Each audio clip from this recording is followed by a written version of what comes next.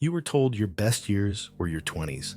And so, you rushed, not because you were ready, but because you were afraid. Afraid of being left behind. Afraid of being nobody in a world that only values somebodies. By 25, you were supposed to have it figured out. By 30, you were supposed to be someone. And if you weren't, well, the world would simply move on. You internalize this myth like gospel, that life is a race against time. That if you didn't win early, you didn't win at all. So you obeyed. You checked the boxes: education, career, stability. You smiled on cue, dressed the part, kept your doubts quiet and your achievements loud. You became who you thought you were supposed to be, a character written by someone else's hand. But then 40 comes, and something breaks, not outside, but within, not all at once, but gradually. A quiet, creeping feeling that the success you built doesn't feel like success at all, that despite doing everything right, something still feels wrong. Carl Jung had a name for this. He called the first half of life a necessary illusion, a season of building what he termed the persona, the mask we wear to survive, to fit in, to be seen. It is not evil. It is not fake. It's simply required. In your youth, the world rewards appearances. It teaches you to perform, to become likable, marketable, promotable, to play the role of the good one, the achiever, the responsible adult. And in playing that role, you begin to confuse the role with the self. But the persona is not the self. It's armor. Armor built from expectation, from fear, from longing. You weren't taught to ask, "Who am I?" You were taught to ask, "How can I be enough for them?" And so you became a collage, a curated identity stitched together from approval, validation, applause. But here's the secret that no one told you when you started. The persona always fails. Not because you failed, but because it was never built to carry your soul. It was designed for the spotlight, not for the truth. And around 40, the spotlight dims, because by then, you've done the dance. You've played the game. You've earned the applause, checked the boxes, gained the status, but you've also lost something along the way. Yourself, not in a tragic, dramatic way, but in subtle, silent moments. The choices you didn't question, the relationships you settled for, the voice inside you that got quieter every year. You ignored it until one morning you wake up and nothing is wrong, but everything is wrong. The job feels heavier. The relationship feels distant. The dreams you once chased feel foreign. You look in the mirror and see someone capable. Yes, but not someone alive. And you wonder, is this it? Was this the life I sacrificed myself to build? This isn't a breakdown. This is the beginning. Jung believed that until midlife, we are governed by the ego, the structure that helps us survive, climb, succeed. But that structure is only half the story. The ego builds, the self awakens, and the self cannot awaken while you are still asleep in someone else's dream. So it shakes you, not violently, but persistently. That hollow feeling isn't failure. It's the soul whispering, there's more. More than performance, more than safety, more than the mask. But to access that more, you must face a terrifying truth. You are not who you thought you were. You are not the job. You are not the title. You are not the image you polished for decades. You are something deeper. And discovering that something requires letting go of the character you spent 20 years perfecting, that's why it feels like death. Because it is. It's the death of the false self, the end of the illusion. And most people never go beyond it. They numb. They distract. They double down on the mask. But those who choose to listen, who dare to stand still in the discomfort, will discover something sacred. That 40 is not the end. It's the threshold, the border between who you were told to be and who you actually are. And what lies beyond it is not guaranteed. It must be claimed, not with certainty, but with courage. This is the truth society fears, that real life doesn't start when you make it. It starts when you wake up. So if you're 40 and confused, 40 and restless, 40 and quietly terrified that your life feels like it belongs to someone else, good. That means you're paying attention, because the greatest betrayal is not failure, it's success without self. And the greatest tragedy isn't falling behind. It's climbing the ladder of achievement, only to realize it was leaning against the wrong wall. You don't need to burn it all down, but you do need to begin. Begin asking real questions. Begin shedding false skin.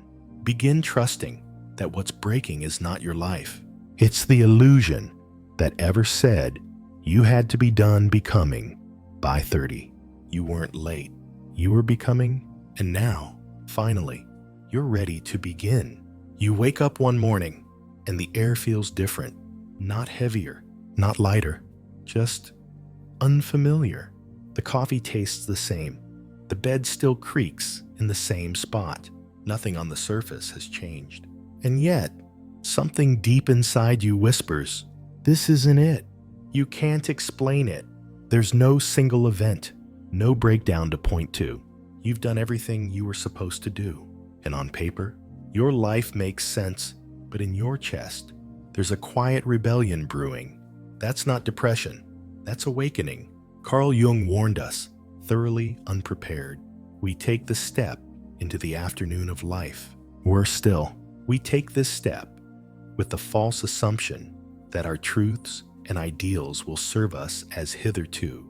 In other words, the tools that helped you survive your 20s and 30s ambition, performance, pleasing, become useless in your 40s, not because you failed to use them, but because they no longer apply to the terrain your soul now demands you to walk.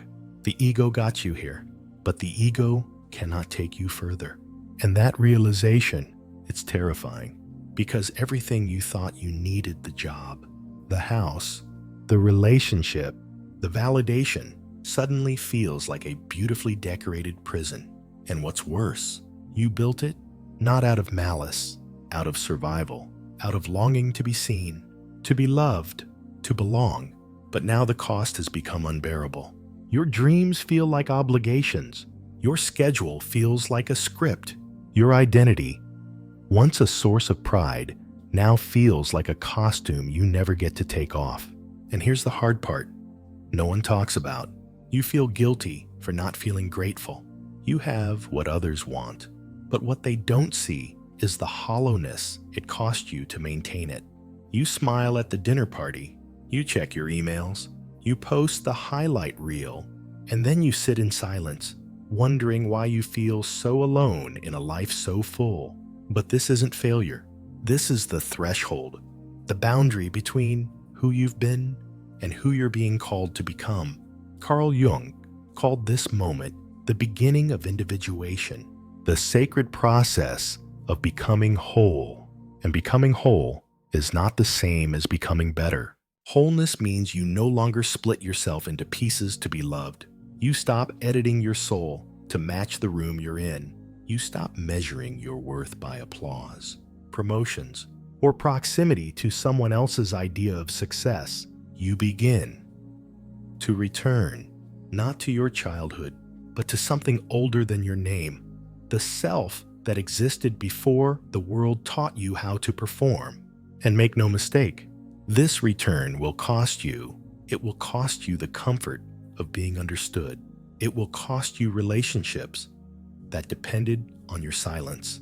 It will cost you the image you built to survive. But what you gain is everything. You begin to feel again, not just the good, but the real. You grieve, you rage, you remember parts of yourself you forgot existed, not because they're new, but because you buried them long ago to fit into a life that no longer fits. You start asking questions. What if I don't love this version of life I built? What if my greatest achievement is also my greatest distraction? What if the person I've been isn't the person I want to become? And here's the most dangerous question of all. What if the truth cost me everything I've built? This is not a midlife crisis. This is a midlife confrontation with your soul, with your shadow, with the dreams you silenced, with the wounds you never tended to, with the longing you labeled irrational so you could keep up appearances. Because here's the thing, you're not tired from doing too much. You're tired from doing too little of what sets you free. And freedom real. Freedom isn't passive. It doesn't show up when everything is stable. It arrives when the false life begins to fall apart. And for many, that starts around 40, not because 40 is a curse, but because it's sacred. It's the age when the masks crack, when your psyche begins to revolt, when your soul begins to scream, not in volume, but in vibration. It hums under your skin, a tension you can't name, a restlessness you can't quiet. And if you ignore it, it turns into symptoms: anxiety, numbness, addiction, isolation, not because you're broken, but because the self will not stay buried forever.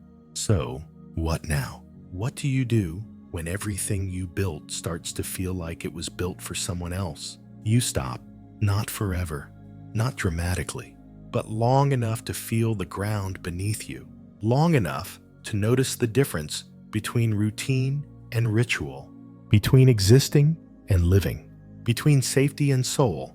You begin to ask not, what should I do? But who am I, really? And the answers don't come from the outside. They don't come from a new job, a new partner, or a new house. They come from silence, from listening, because individuation doesn't begin with reinvention. It begins with honesty, and honesty is the most radical act in a world addicted to illusion. When you're honest about who you are, you risk losing the roles that made you feel safe.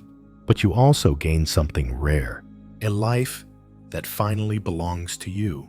This is what Jung meant when he said, the real journey of life begins at 40, not because 40 is magic, but because by 40, you've lived long enough to know the mask won't save you, and brave enough to take it off anyway. That's not rebellion. That's resurrection. That's the soul returning to its rightful place as guide, not prisoner. And that's why awakening feels like destruction. Not because you're falling apart, but because the false life is finally cracking under the weight of your truth. Let it crack, let it fall. Because on the other side of that fall is freedom. You start to change, not in appearance, but in essence.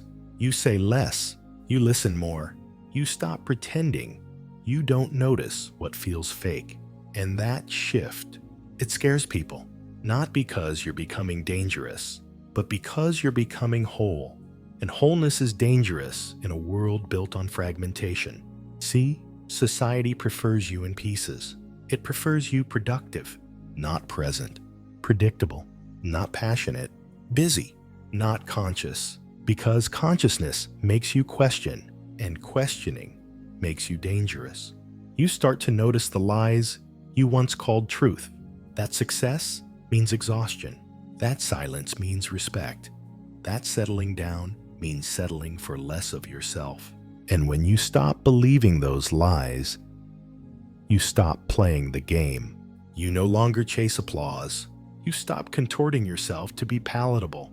You stop saying yes when your soul screams no. That's when society intervenes. They don't call it awakening. They call it a crisis. They hand you labels: burnout, empty nest, midlife breakdown, not to help you heal, but to pathologize your becoming. Because if they can convince you you're broken, you'll go back to sleep. You'll retreat. You'll apologize for your growth. You'll shrink yourself just enough to fit back into the cage you almost escaped from. But Jung saw through it.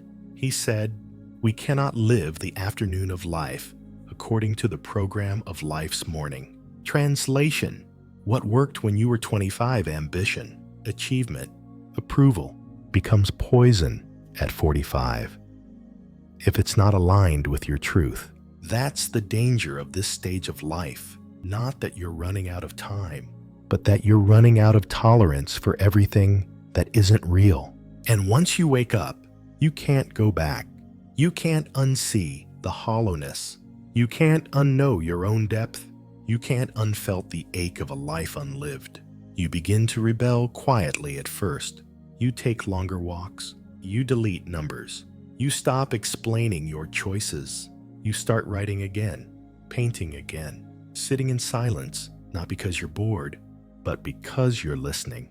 Listening to the self that's been waiting beneath the noise. And the more you listen, the more your world rearranges, not overnight, not dramatically, but steadily. You leave the job. You stop pretending your marriage isn't suffocating. You spend time alone, not in loneliness, but in liberation. And every step you take away from the false life is a step closer to the real one. But here's the paradox. The more real you become, the more others will call you unreal, selfish, irrational, going through something. But what you're going through isn't chaos. It's clarity. You're not falling apart. You're falling into place. You're not becoming someone new. You're finally allowing who you always were to exist without apology. And that kind of person cannot be controlled. You don't need permission to speak. You don't wait for validation to act. You don't tolerate relationships that require your silence as a condition for love. And that makes you powerful. Not in the way society defines power dominance, visibility, clout, but in the truest way. You become unshakable. Because your worth no longer lives in someone else's eyes. You stop being performative. You stop being polished. And instead, you become present. You stop negotiating your sensitivity. You stop apologizing for your intuition. You stop pretending that your spirit isn't starving. You realize the most dangerous lie you ever believed was that you needed to be someone else in order to be worthy. And now that you see the lie, you begin to tell the truth with your whole life. That truth will cost you. It will strip away everything that was built on your absence. Some people will leave. Some will shame you. Some will beg you to go back to sleep. Don't, because the ones who stay, the ones who hear the new frequency in your voice, they're the ones you were always meant to find. You don't just lose people on this journey.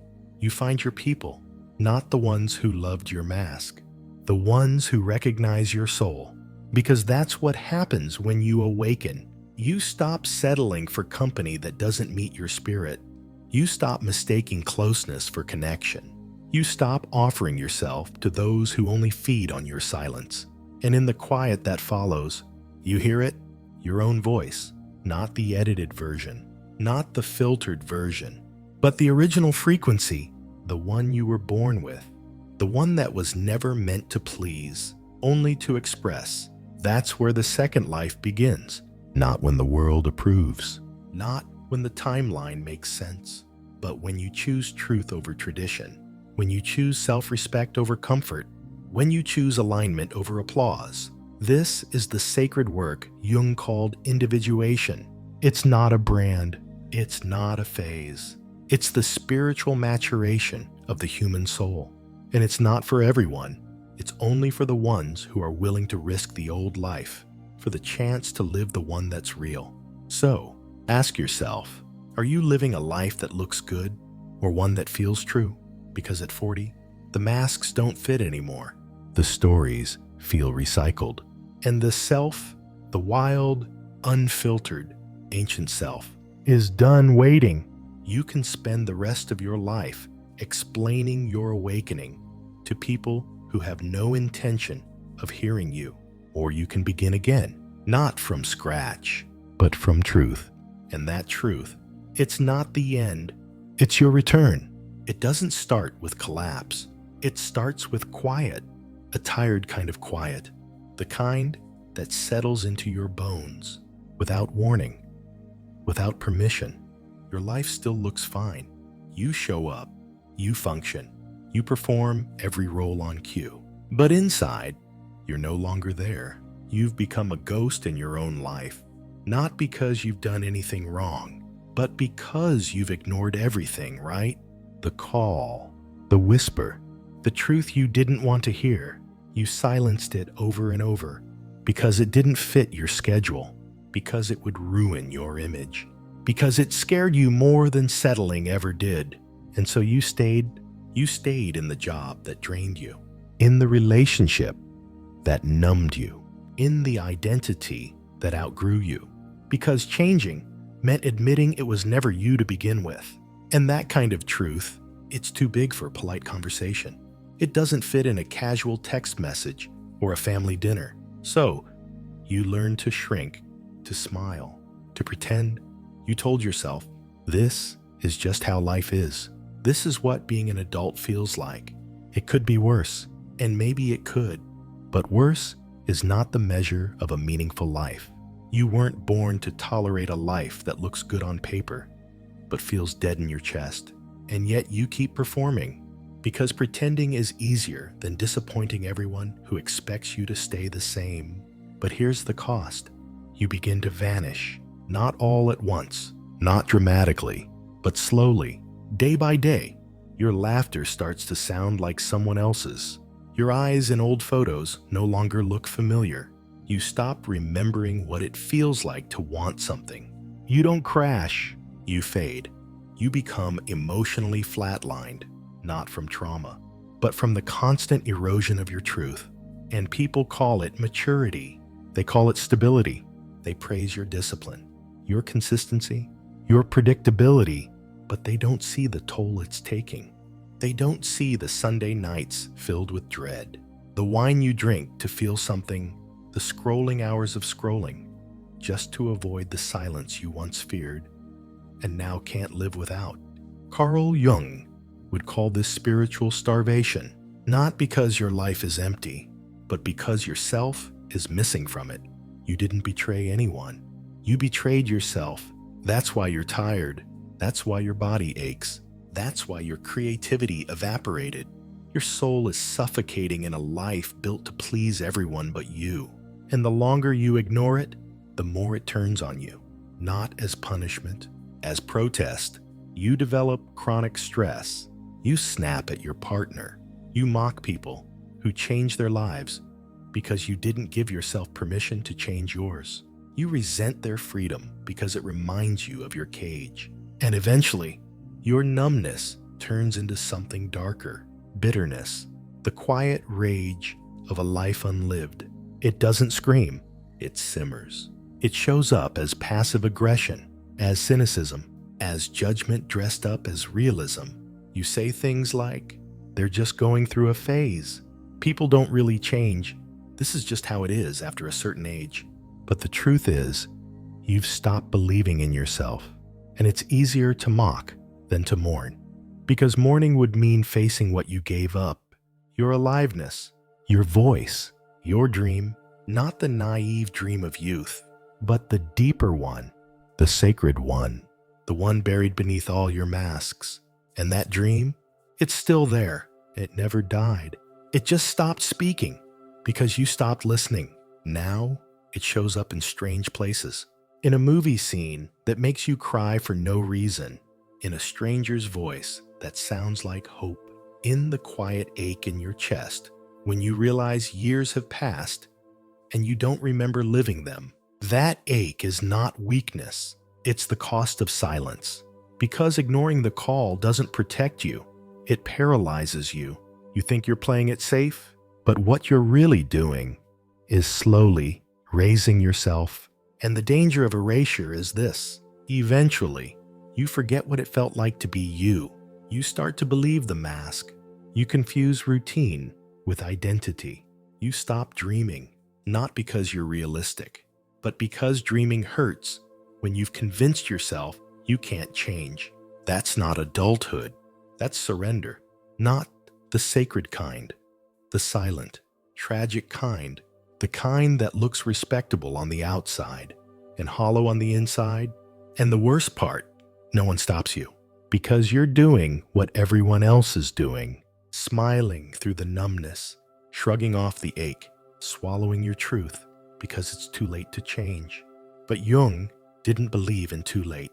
He believed in timing. He believed that the self waits patiently beneath the surface until the soul is ready to return. And that return begins not with a breakthrough, but with a decision. A decision to stop lying. A decision to stop pretending. A decision to say, I miss myself and I want her back. I miss my fire and I want it to burn again. I miss my truth and I'm ready to speak it. That's where it begins. Not in the job offer, not in the move, not in the plan. In the moment, you stop apologizing for wanting more, because more isn't greedy, more is sacred, more is the part of you that never stopped believing there was a life worth living even if you stopped listening to it. So, here's the truth. You don't need another decade to prepare. You don't need more signs, more permission, more approval. You need to answer the call now, not perfectly, not dramatically, but honestly, because the longer you wait, the more of yourself you leave behind. And one day, you'll look in the mirror and realize you stayed silent so long. You forgot the sound of your own voice. Don't let that be your story. Let this be the moment you begin again. Not because it's safe, but because it's true. It doesn't start with fire. It starts with a pause, a quiet realization. This life I'm living, it's not mine. Not because it's bad, not because it's a lie, but because it's borrowed, built from expectations, stitched together with shoulds, painted in other people's dreams. And now, it no longer fits. That's where reinvention begins. Not in action, in truth. Not in drama, in silence. You sit in the discomfort. You let the questions echo without rushing to answer them.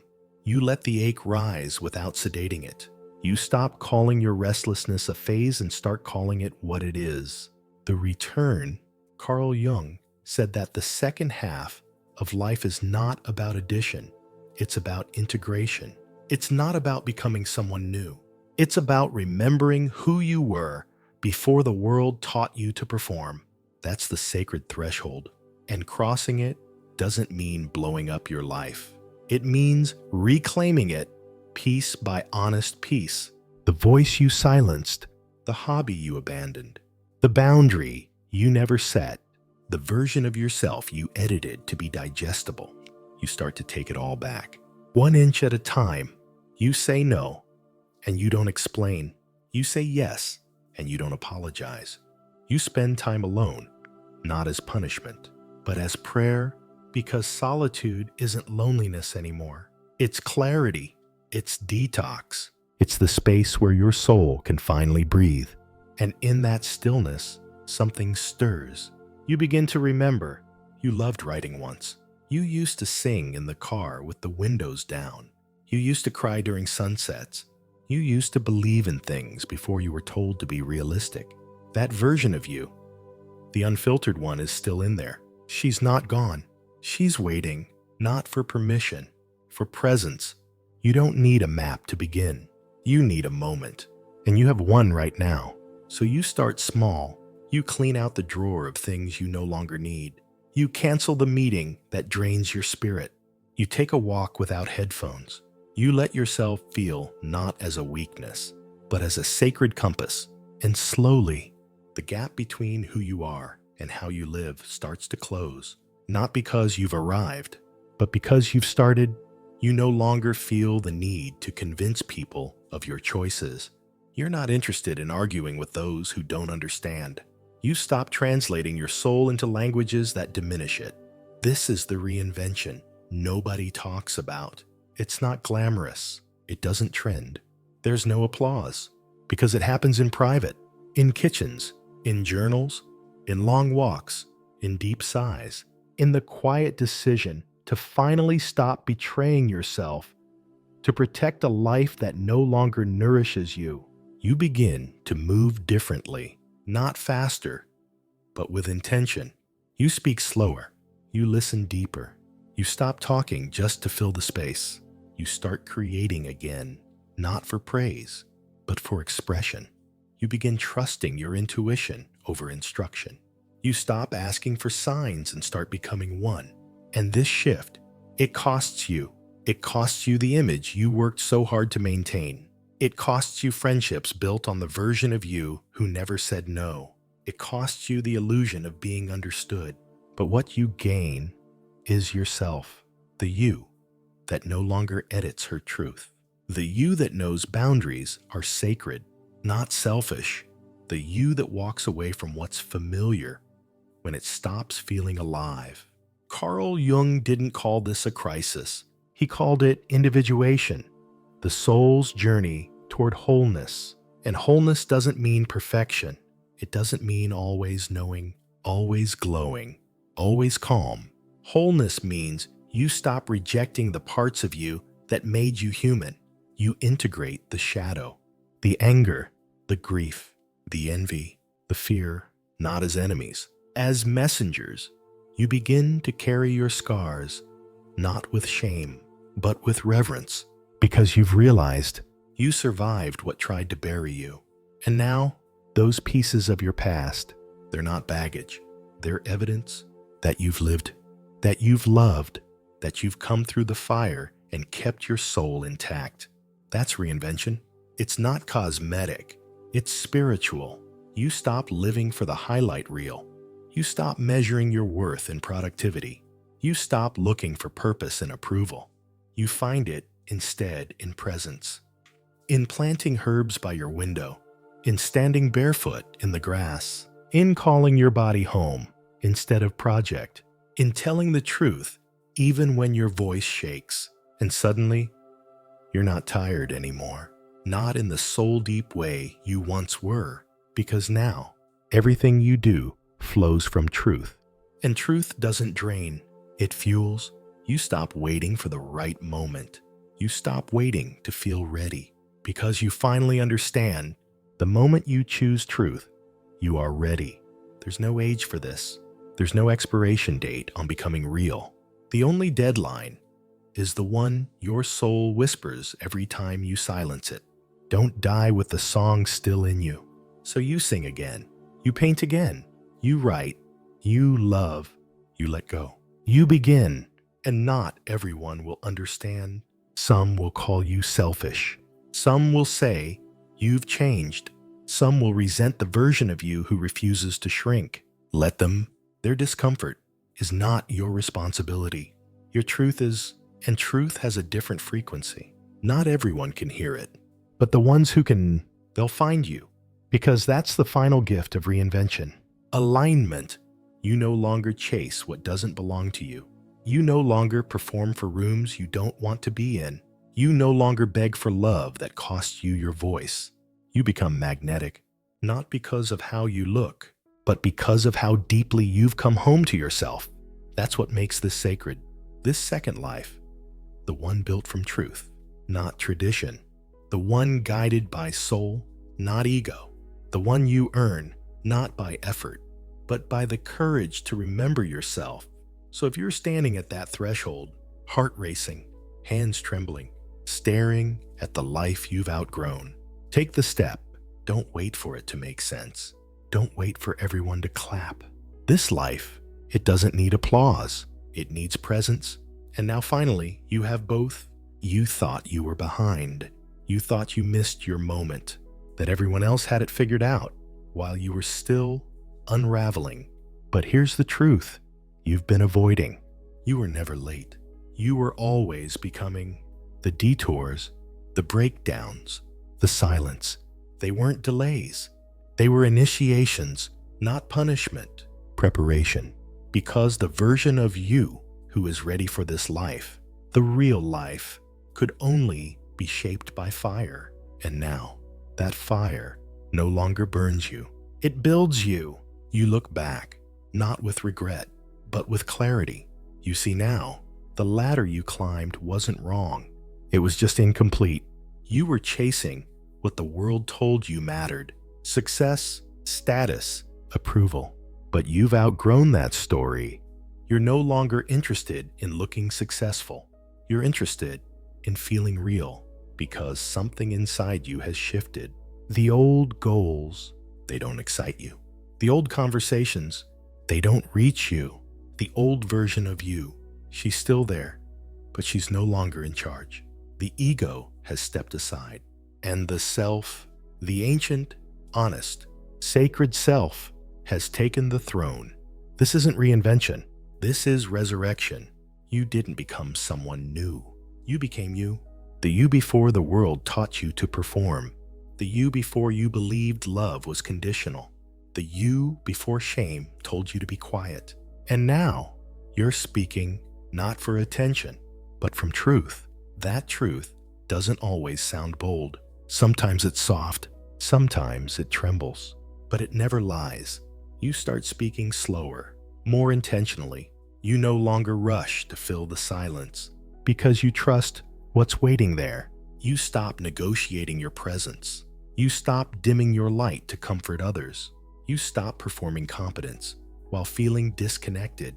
You walk into rooms differently now, not to be liked, but to be real.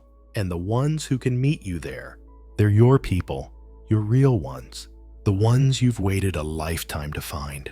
You no longer settle for connection without depth, for company without meaning, for relationships that admire your mask but fear your soul. This is what it means to be whole, not to be perfect, not to be finished, but to no longer abandon yourself, just to be understood. Carl Jung once wrote, "The privilege of a lifetime is to become who you truly are."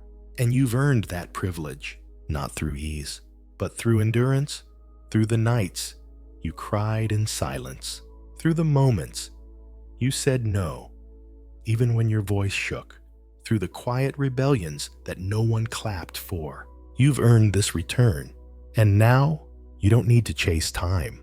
You don't need to catch up. You don't need to explain. You only need to be, because everything sacred starts after you stop pretending. Everything real begins after you stop performing. And this moment, this strange, terrifying, liberating moment, is not the end. It's the beginning. Your real life begins now.